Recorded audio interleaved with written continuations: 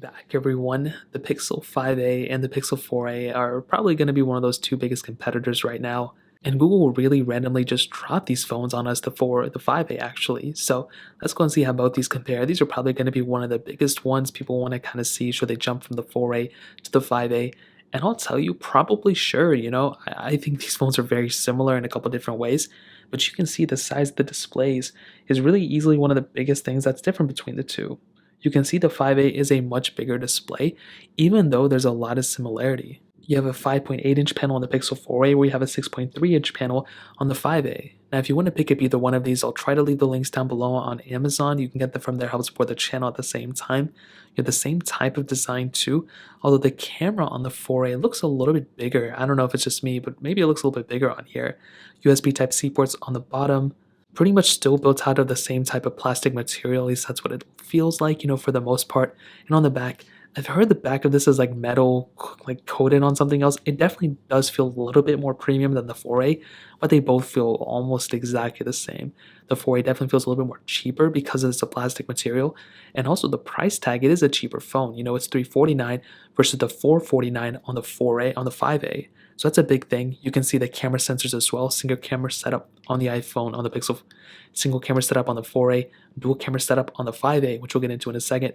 Fingerprint sensors on the back of both. And IP certification on the 5A as well. It's a pretty cool thing.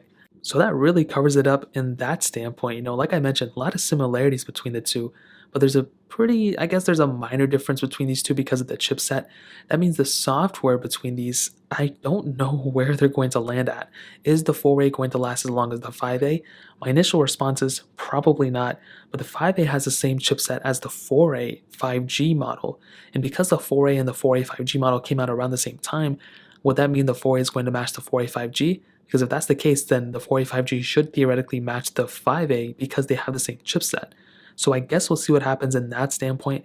I'm happy between both though. I know the 4A is going to get custom ROM support, and I know the 5A is going to get custom ROM support as well. So I'm happy between both, but I am curious to see what's going to happen in the future. And that makes me curious of what Google is going to do with the software between these, because in my opinion, the 5A is going to outlast the 4A. The 5A is also going to probably be one of the first Androids from Google to extend on their live support. So I think that's going to match with the Pixel 6 and the 6 Pro and all those phones. So I guess we'll see what happens there, but that pretty much covers it up on the outside. Now let's go ahead and do a speed comparison between both these phones. Now, like I mentioned before, the 5A has that Qualcomm Snapdragon 765G chipset, which is about the same thing as the Pixel 5, and the Pixel 4A has that Qualcomm Snapdragon 730G chipset. Both of them have 6 gigs of RAM, so let's go and see which one is the faster phone between both of these. And there we go. Every time I take this table out and I put these phones on it, it always looks like it's like some type of movie scene, but you can see all the apps are clear on the background. 4A is right here, 5A is right here. Let's start loading them up. Let's do phone calls, 3, 2, 1. And I don't know what happened there. I think they kind of glitched up on both, so we'll hop out of this one. Let's do Play Store, 3, 2, 1. And it does look like the 5A is just almost like that much faster than the 4A. It seems like I'm like miscalculating the tapping or something, but it doesn't seem like that's the case. So hopping out of this one, let's do something like camera, 3, 2, 1. And there is a pretty big difference between these two, if I'm being completely honest. Hopping out of this one, let's get into some of these third-party apps that I always have. Let's get into Temple Run 2, 3, 2, 1.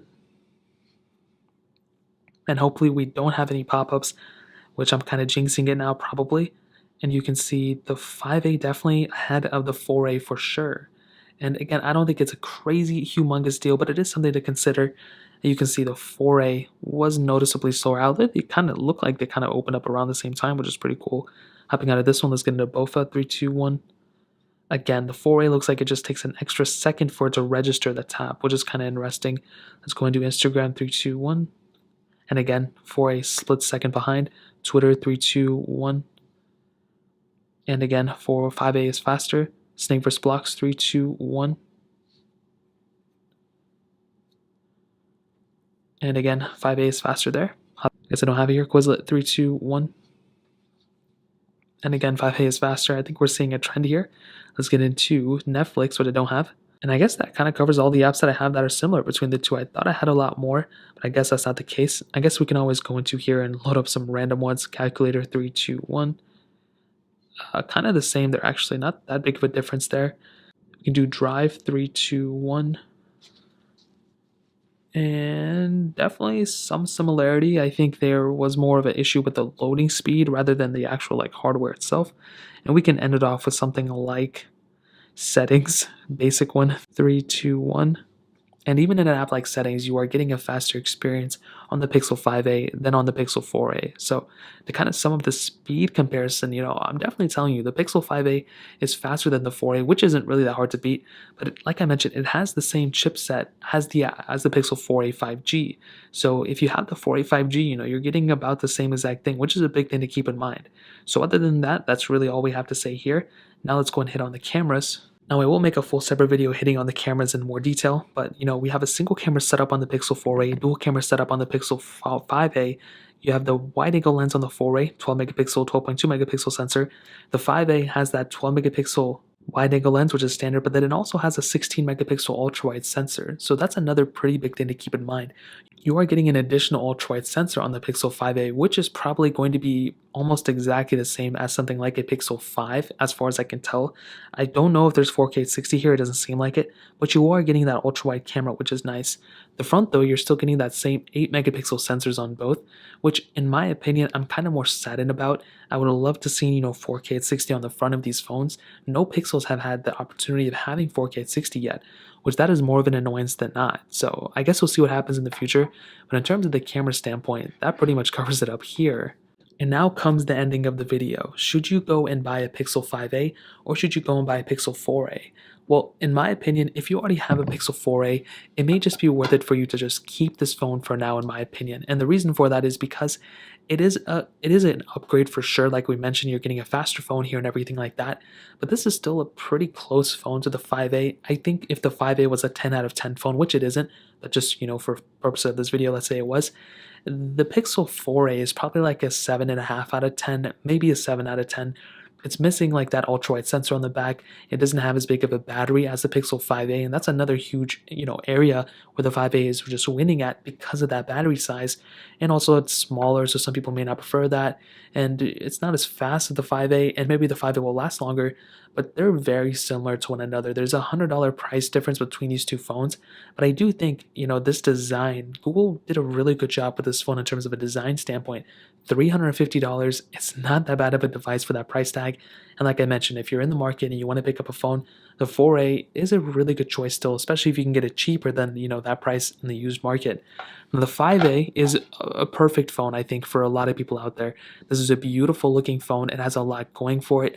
It's definitely not perfect. The display is still 60 hertz similar to the 4a, but it is a bigger display, which I liked, and it has a massive size battery within it as well. So that is another cool advantage that you have on something like a Pixel 5a that you don't really have on the 4a. On top of that, it seems to me that this is a pretty fast phone, at least compared to the 4a. Things were almost instantaneous, which is nice. It would have been aided if it had a 90 hertz or 120 hertz refresh rate, but I still think it looks pretty good, and I have very few complaints about this whole entire phone in that standpoint. So when it comes down to both of these, I think the 4a is good. I think the 5a is definitely worth the money, but if you have the opportunity to, I would probably wait for the Pixel 6 or something like that. That phone looks like it's going to be a pretty solid phone, which is going to probably be over twice the price of the Pixel 5a. So I guess we'll see what happens in the future, but that's really pretty much it. If you guys have any other questions or anything, let me know in the comment section as well. Hit the like button, that would mean so much, but definitely hit that subscribe button. More importantly than everything else, I love every single one of you guys. Hopefully I'll catch you guys in the next video. Peace out till then.